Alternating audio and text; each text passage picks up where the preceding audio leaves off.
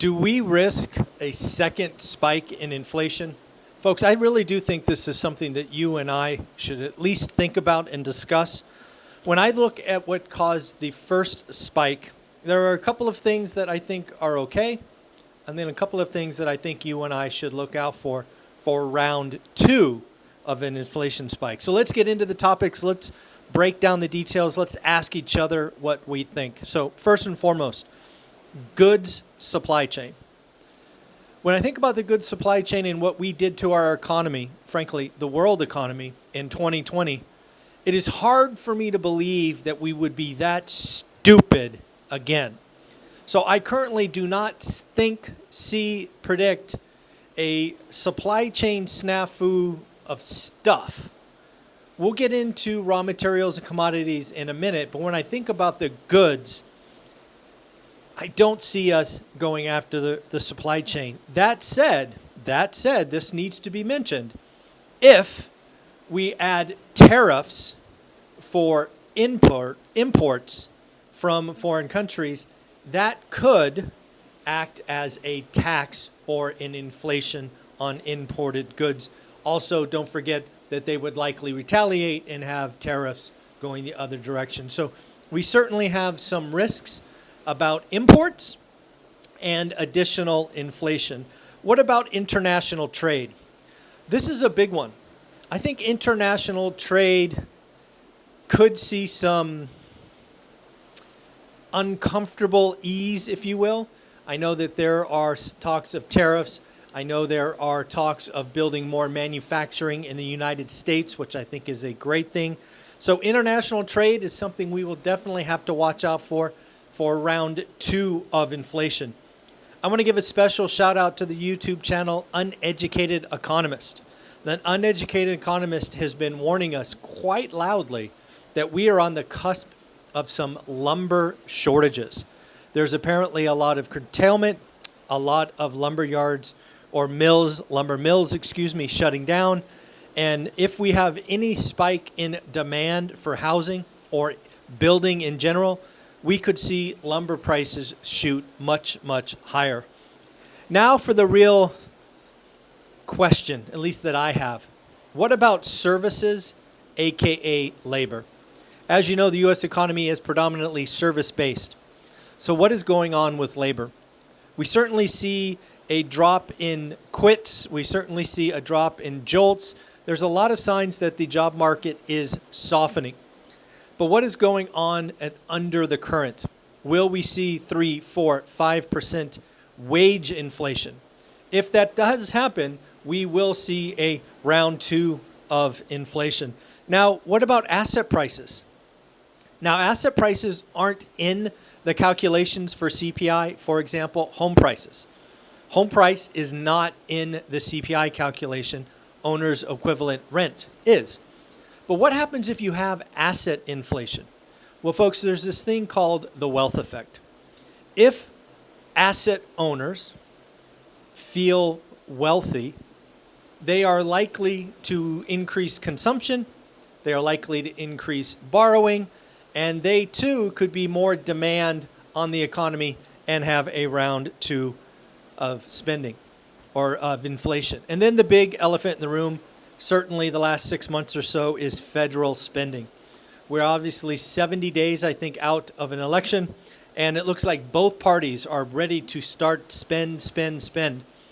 So will the federal government continue to outspend their traditional percentage and really start running more deficits and be a big problem?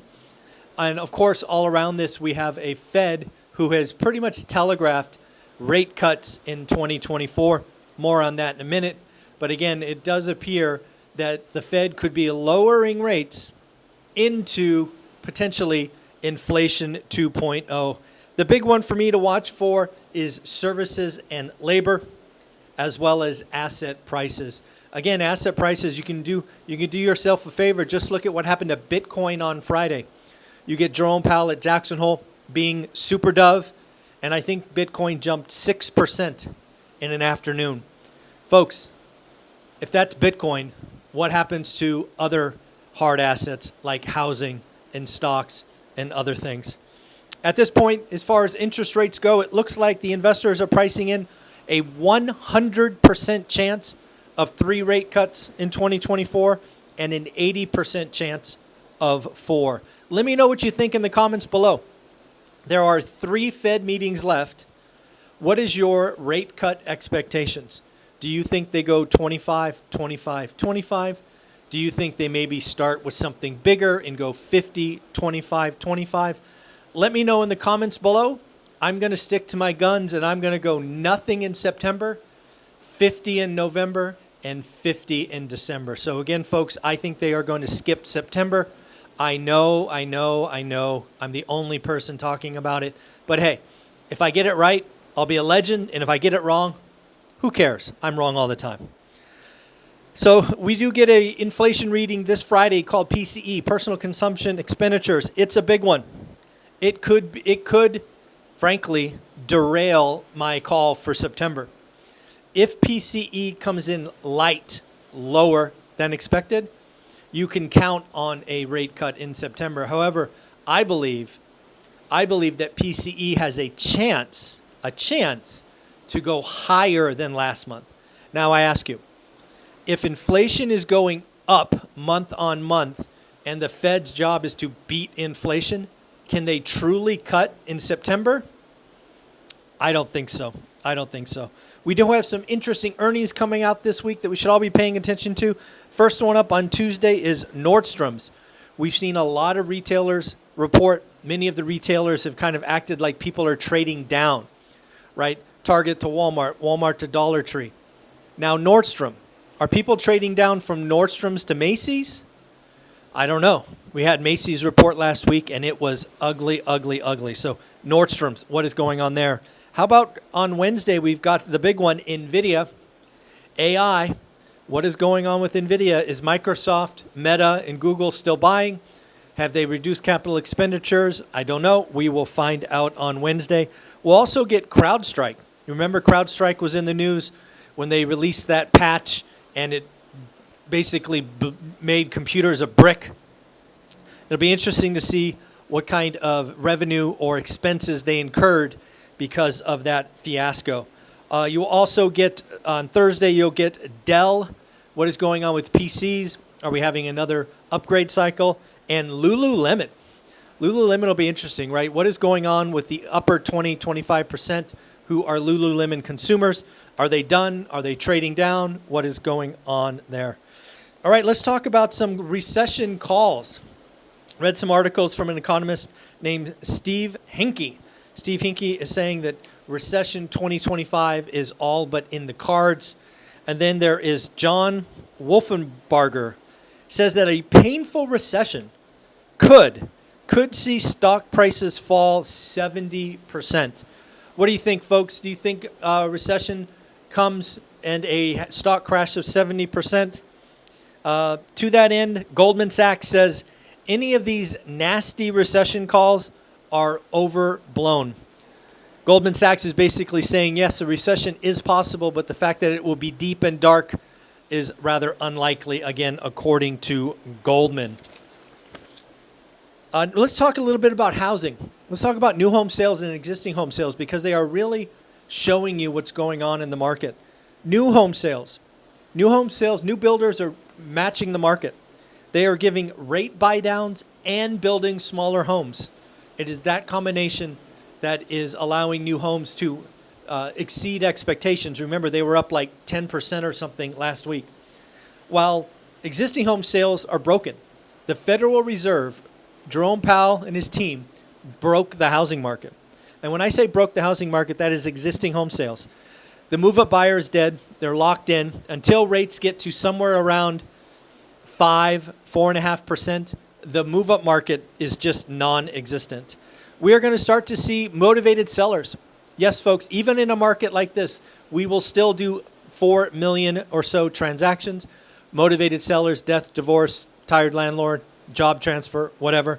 But we aren't going to get the traditional move-up buyer, which is a buyer and a seller. You're also starting to see expired listings. This is something I've been harping on. We have all seen inventory build all year. What most people don't realize is we are starting to see expired listings.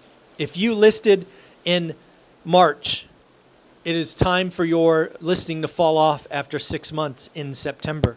So we should start to see expired listings and withdrawals grow as we head to later in the year. And let's not forget seasonality. We have entered the slow season. The slow season is ahead of us. Obviously, when you talk about housing, you can't go by without talking about the horrible affordability. How is this going to be fixed? Well, the Fed's going to give us one avenue, which is lower rates. We are hopefully going to see higher wages. Yes, for the last 6 or 9 months, wages have exceeded inflation. Thank goodness. Let's hope that continues.